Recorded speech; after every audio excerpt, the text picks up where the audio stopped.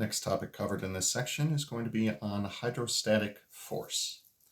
Now, first off, I want to take that word hydrostatic and break it down into its two parts. You can actually learn a lot about things by analyzing the words that we use to create these sorts of things. So the prefix hydro, you've probably heard pretty frequently, refers to water, and static is something that is not moving. So as a result, if we ever refer to hydrostatic force, it is the force that is due to water not moving. So with that in mind, let us assume for a moment that you are, at the beach or at a pool of some sort. So here's the beach. Here's you with your scuba gear on. You hop into the briny blue, which is over here, and you dive down. And as you're diving in the water, you get to a certain depth. You have a snorkel on. Really, it should probably be a scuba pack. That's just irresponsible on your part. So you get to a certain depth below the water, like so, and you start to feel this big time pressure on your ears and your nose and your sinuses and whatnot. So that pressure that you're feeling is referred to as hydrostatic pressure, and it's due to the hydrostatic force that's taking place. So dive into water. You will feel pressure on your ears and potentially through your nose. Hopefully not through your mouth, though, because if your mouth is open, you're probably ingesting a lot of seawater, and that's really, really bad for you. Now, a couple things to know about this is that the farther down you go, so the deeper you dive, the more pressure you feel. It also doesn't matter your orientation, whether you're diving down, whether you are, oriented with your head up toward the surface. Regardless of how your body is oriented, you are still going to feel that pressure.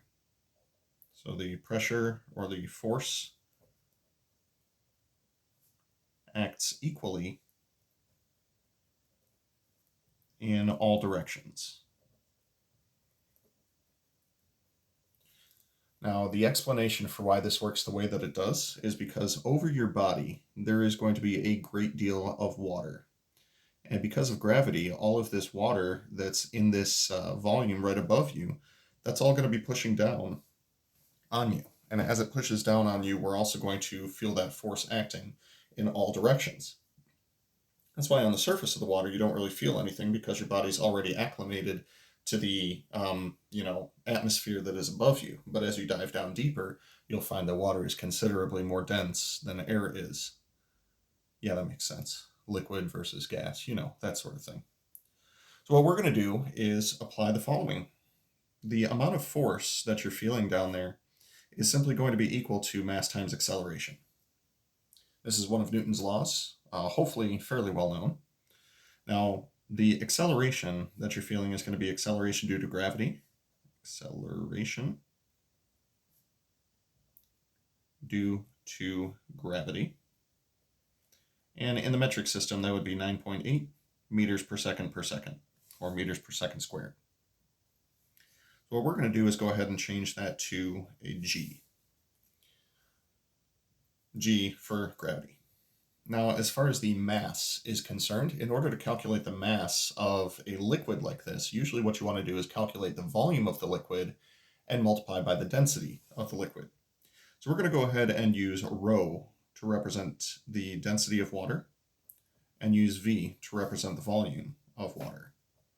So rho, Greek letter rho, for those who have never seen it before, rho, that's going to be the density of water.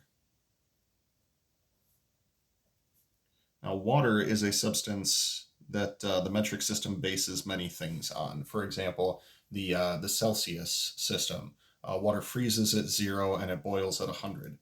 The density of water is actually designed to be a nice round number for exactly this purpose. It's actually supposed to be 1 gram per cubic centimeter.